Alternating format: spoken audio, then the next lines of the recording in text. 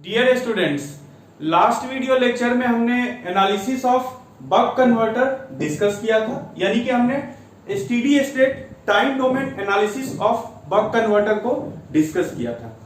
आइए आज के इस वीडियो में इस यूनिट का लास्ट टॉपिक डिस्कस करने जा रहे हैं, that is switched mode power supply, SMPS. तो हम लोग सबसे पहले जानेंगे कि एसएमपीएस का इन्वेंशन कब हुआ, क्यों हुआ।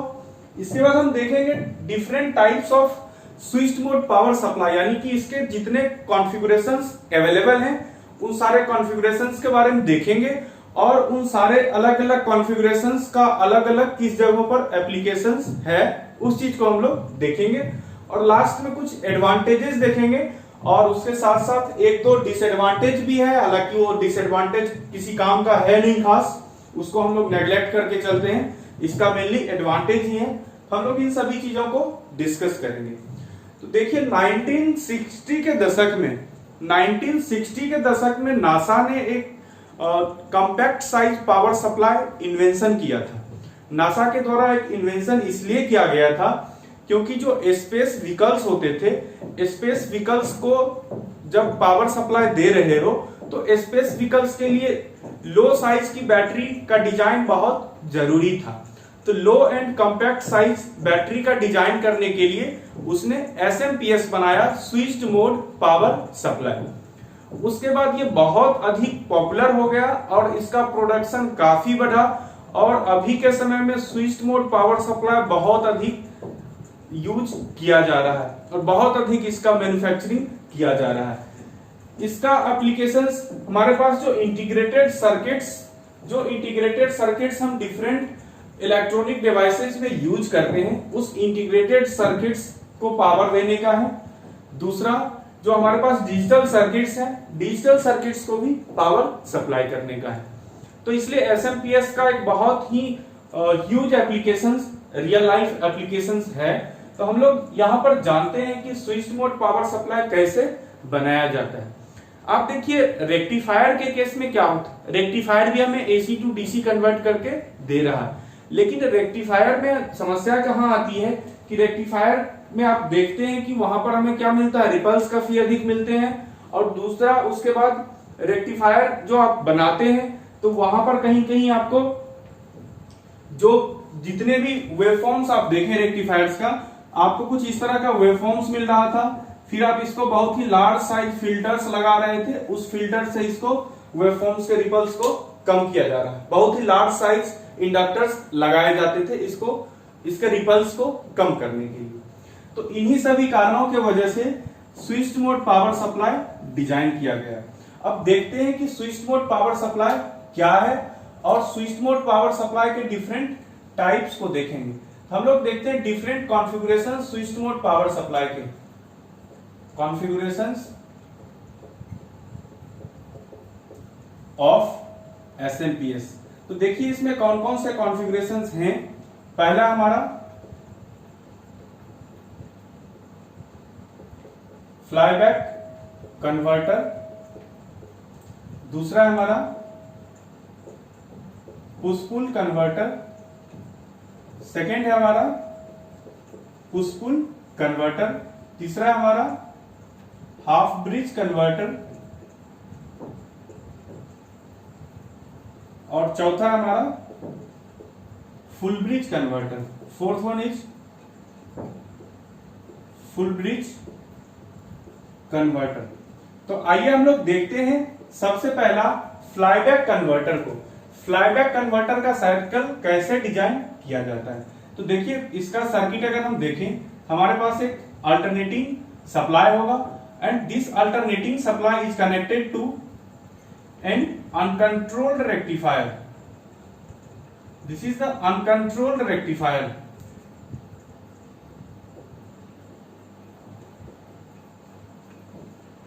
अनकंट्रोल्ड रेक्टिफायर से इसे कनेक्ट करेंगे और इस अनकंट्रोल्ड रेक्टिफायर का जो आउटपुट है, इस अनकंट्रोल्ड रेक्टिफायर का जो आउटपुट है, इसे हम लोग लाएंगे एक ट्रांसफॉर्मर के पास, एक ट्रांसफॉर्मर से। और ट्रांसफॉर्मर के साथ साथ यहां पर देखिए मॉसफेट कनेक्टेड है, एक मॉसफेट कनेक्टेड है एक मॉसफेट कनेक्टेड है, clear. This is the MOSFET M, power MOSFET है ये। यहां पर देखिए ये हमारा मॉसफेट का कनेक्शन हुआ, this is the connection of MOSFET, clear.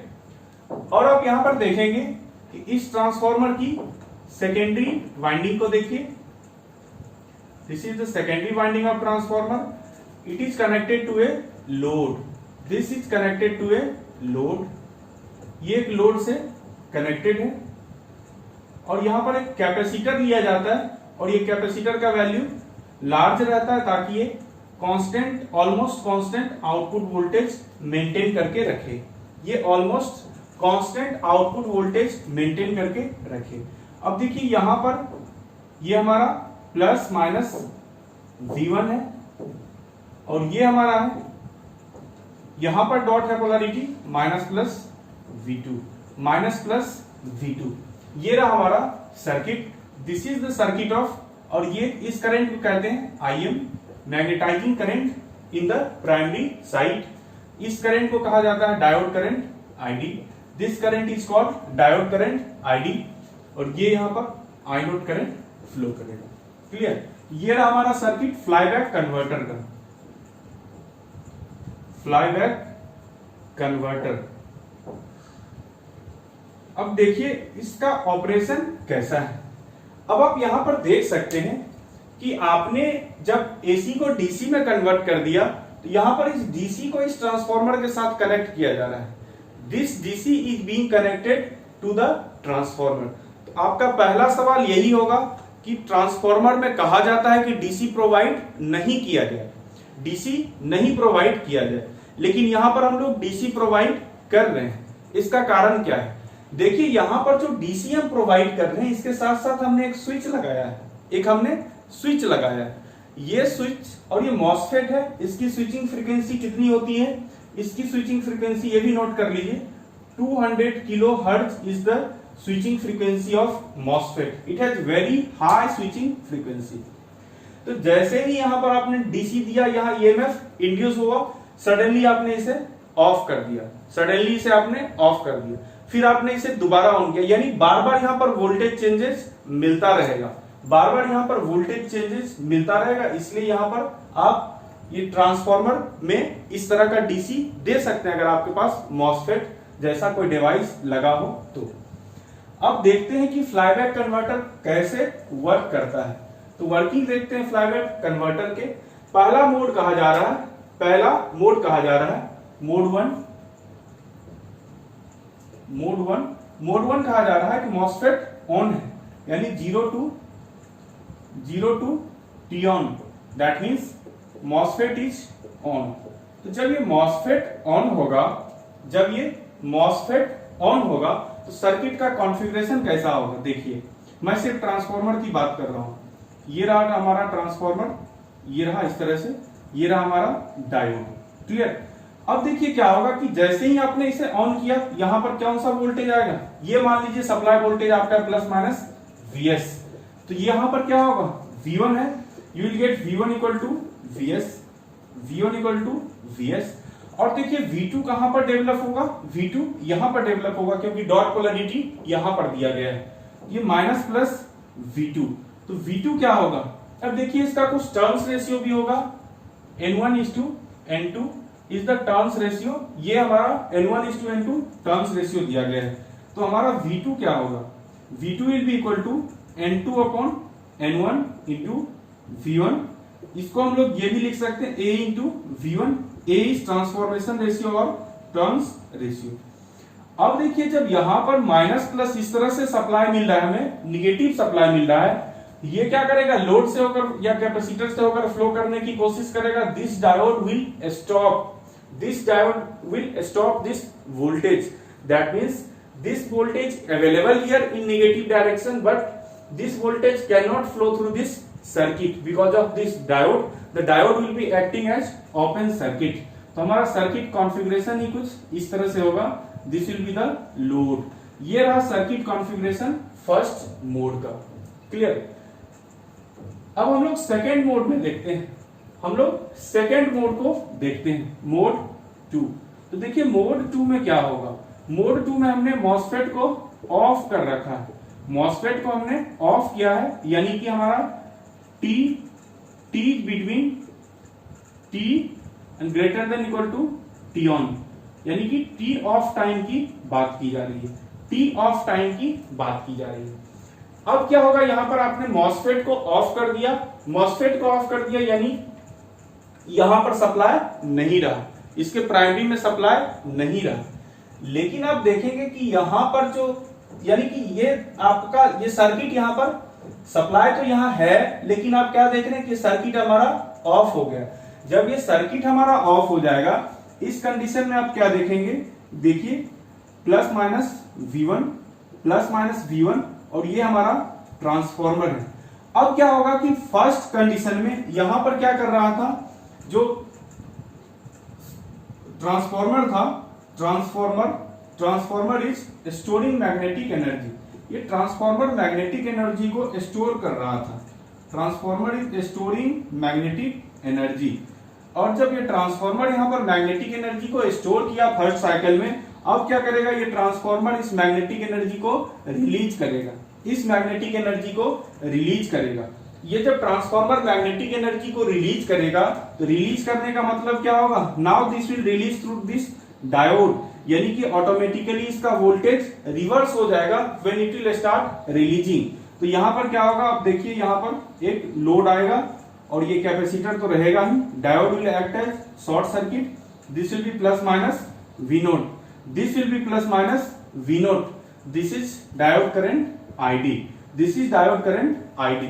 अब देखिए यहां पर ध्यान से देखिएगा कि ये वोल्टेज क्या होगा, इस तरह से एक्ट करेगा, ये वोल्टेज अब इस तरह से एक्ट करेगा। फॉर्मूला से भी आप यहाँ KVL से भी देख सकते हैं, इसमें अगर KVL लगाएं, V2 plus V naught is equal to 0, this imply you can write V2 equal to minus V naught, V2 equal to minus V naught. और जब V2 equal to minus V naught हो गया तो V1 क्या होगा, what about V1, V1 क्या होगा, minus V2 divided by A, that means V2 divided by A, V2 divided by A, ये हो जाएगा minus V note divided by A, यानी V1 मिला minus V note divided by A, ये हमारा V1 मिल गया। और आप देख रहे हैं कि यहाँ पर लोड को वोल्टेज मिल रहा है। फिर जब आप ट्रांसफॉर्मर को मॉसफेट को ऑन करेंगे, मॉसफेट को ऑन करेंगे, फिर से आप क्या देखेंगे, ये ऑफ हो जाएगा और कहीं कहीं यहाँ पर वोल्टेज को स्टोर करेगा, फिर ये एनर्जी को रिलीज करेगा।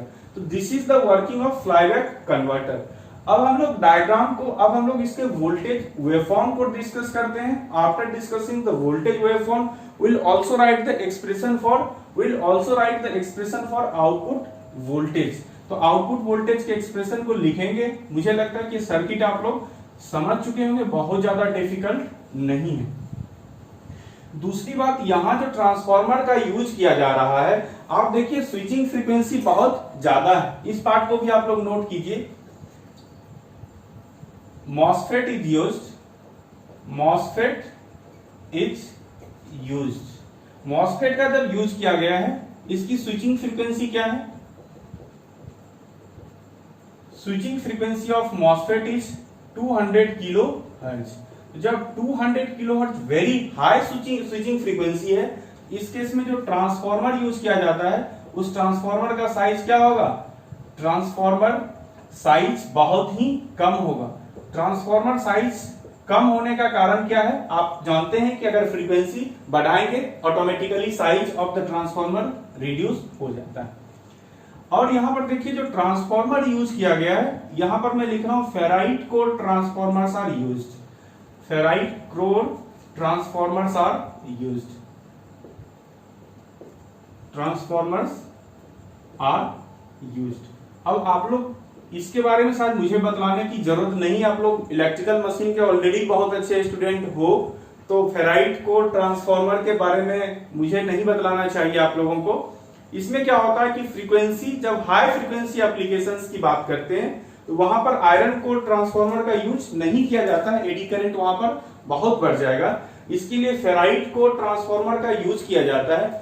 Ferrite core transformer, ferrite core की ये परमिएबिलिटी बहुत अधिक होती है, जिसके कारण ये हमारा बहुत ही अच्छा होता है यूज करने के लिए। हम लोग हमेशा हाई फ्रीक्वेंसी एप्लीकेशंस में फेराइट कोर ट्रांसफॉर्मर्स का ही यूज करते हैं। शायद इसकी जानकारी आप लोगों को होगी, तो इस पार्ट को आप लोग नोट कर लीजिए।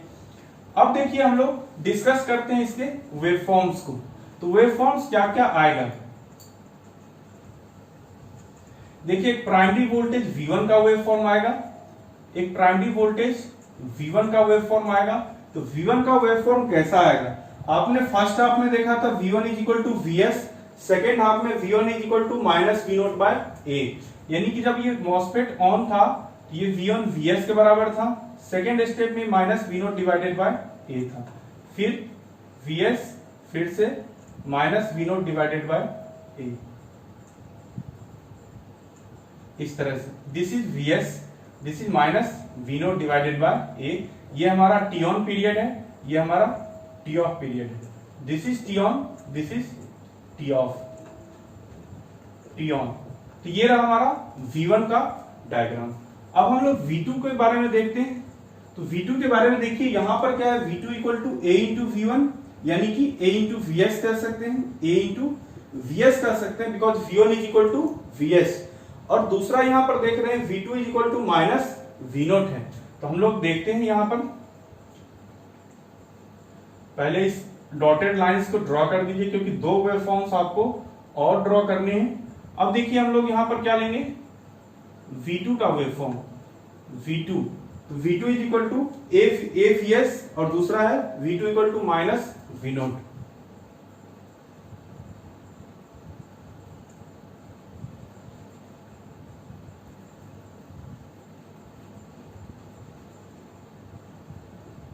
ये रहा हमारा AVS, this part is minus V0, this is the diagram of V2। अब V2 को जब हम डिस्कस कर लिए हैं, अब हम लोग क्या करेंगे, इस ट्रांसफार्मर के प्राइमरी में जो मैग्नेटिक करंट फ्लो कर रहा था, ये VS सप्लाई था, इस IM करंट को हम लोग देखते हैं, ये मैग्नेटाइजिंग करंट को देखते हैं, ये मैग्नेटाइजिंग करंट का वेवफॉर्म क्या होगा। चूंकि ये करंट थ्रू इंडक्टर की बात की जा रही है, तो करंट थ्रू द इंडक्टर क्या होता है, जब स्विच ऑन होगा करंट बढ़ना शुरू करेगा, फिर करंट घटेगा, current will start increasing then it will decrease, यानी कि कहीं की एक मिनिमम वैल्यू और मैक्सिमम वैल्यू के बीच में करंट लाई करेगा। ये हमारा मिनिमम वैल्यू I1 है, मैक्सिमम वैल्यू I2 है।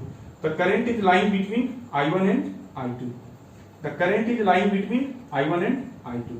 अब चौथा करंट ID में लिख रहा हूं, देखिए ध्यान से, आपने जो फिगर बना रखा है, अगर आप लोग फिगर बनाए होंगे तो, अगर आपने फिगर नहीं बनाया तो बहुत अच्छी बात है, बना लिया तो भी अच्छी बात है।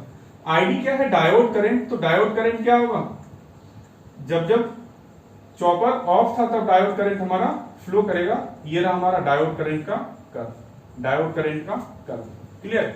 ये रहा हमारा आउटपुट वोल्टेज और करंट्स का कर्व।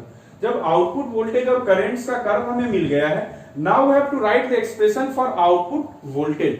तो आउटपुट वोल्टेज का एक्सप्रेशन कैसे हम लोग लिखेंगे, देखिए ये प्राइमरी का, ये इस इंडक्टर को हम ले लेते हैं, इसको हम मान लेते हैं जब सप्लाई दे रहे हैं तो एनर्जी ले रहा है, यानी एनर्जी W इन कैलकुलेट कर लेंगे। और जब हम लोग ये सेकेंड केस में क्या कर रहा है, ये सप्लाई ऑफ कर दिया, मॉसफेट आपने ऑफ कर दिया, एनर्जी रिलीज कर रहा है। So when it is releasing the energy then will find W out.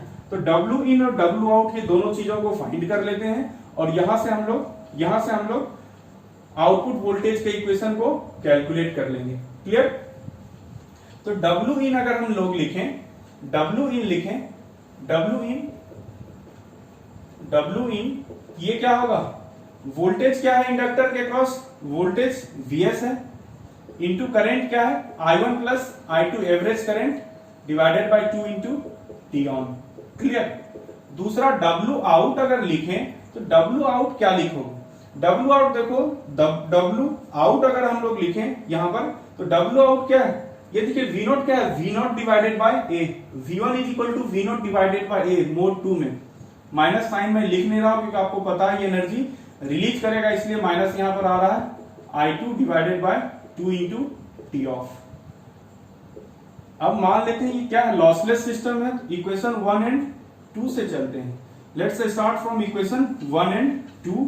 अगर आप कहें तो इन सारे चीजों को मिटा दूं, चलिए 1 एंड 2 क्या होगा, W in will be equal to W out. तो यहां से हम लोग क्या लिखेंगे, यहां से देखिए W इन यानी I1 का टर्म कैंसिल हो जाएगा, Vs into T on will be equal to V naught by A into T of.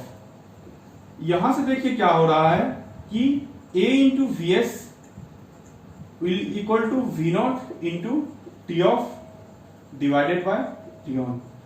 From here we write V naught, it is equal to V naught equal to AVs into T on divided by T off.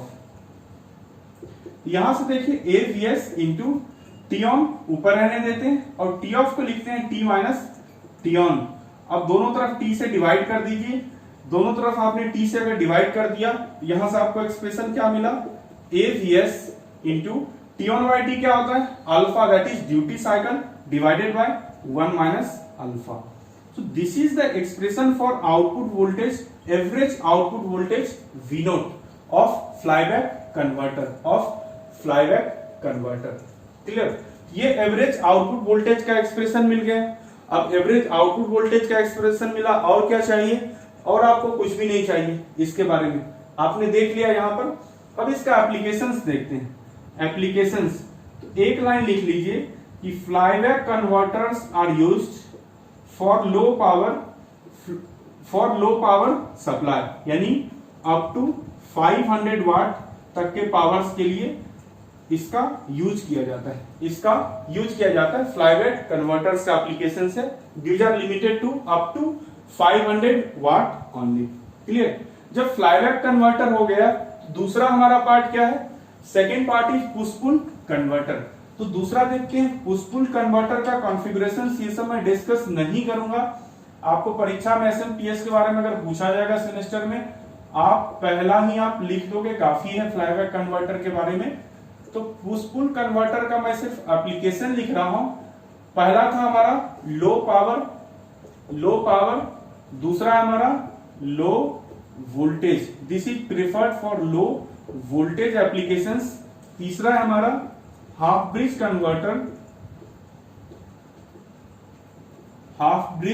Converter, ये half bridge converter जो हमारा दिया हुआ है, ये हमारा for low power application, ये हमारा है हाई वोल्टेज एप्लीकेशंस के लिए, हाई वोल्टेज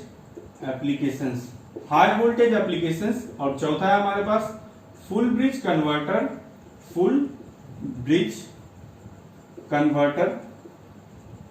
तो ये फुल ब्रिज कन्वर्टर किस लिए है, फुल ब्रिज कन्वर्टर है हमारा चौथा फुल ब्रिज कन्वर्टर है हमारा फॉर हाई पावर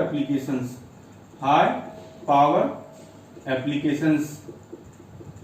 और ये कहां तक यूज किया जाता है, ग्रेटर देन 750 वाट तक पावर में ये यूज किया जाता है। इस तरह से आपने स्विच्ड मोड पावर सप्लाई के बारे में देख लिया। अब हम लोग इसका कुछ एडवांटेज को डिस्कस कर लेते हैं और डिसएडवांटेज को डिस्कस करते हैं। एडवांटेज और डिसएडवांटेज। तो हम लोग पहले एडवांटेज देखते हैं SMPS का क्या है। SMPS का अगर मैं एडवांटेज देखूं, एडवांटेज अगर लिखा जाए तो पहला एडवांटेज है advantage of SMPS over normal power supply. पहला एडवांटेज क्या है, SMPS क्या होता है, compact size for the same power rating SMPS is available in compact size and light weight. Compact size and light weight. Clear. दूसरा है, और इसकी एफिशिएंसी भी हाई होती है, विथ हाई एफिशिएंसी, इसकी एफिशिएंसी भी अधिक होती है। दूसरा हम लोग डिस्कस करते हैं। दूसरा इसका जो सेकंड एडवांटेज है, वो सेकंड एडवांटेज हमारे पास जो सेकंड एडवांटेज है, ये है less sensitive to input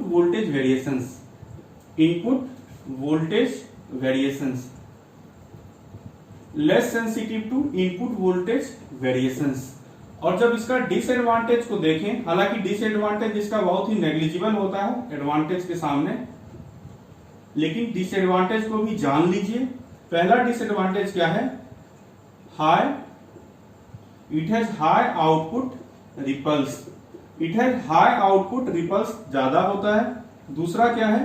because of high switching frequency, because of high switching frequency, because of high switching frequency, ये हाई स्विचिंग फ्रीक्वेंसी के कारण क्या होता है? High, because of high switching frequency, इसके कारण क्या होता है कि जो हमारा एसएमपीएस होता है, इस एसएमपीएस को क्या होता है? It causes electromagnetic and radio interference, electromagnetic and radio interference, it causes radio interference and electromagnetic and radio interference। Clear? तो ये एडवांटेज और डिसएडवांटेज हुआ, लेकिन डिसएडवांटेज इसका कुछ भी नहीं है एडवांटेज के सामने, इसलिए आप एसएमपीएस का यूज कर सकते हैं। स्विच मोड पावर सप्लाई का आप बहुत ही हर जगहों पर यूज कर सकते हैं जहां पर भी रिक्वायरमेंट है। So this is all about switch mode power supply.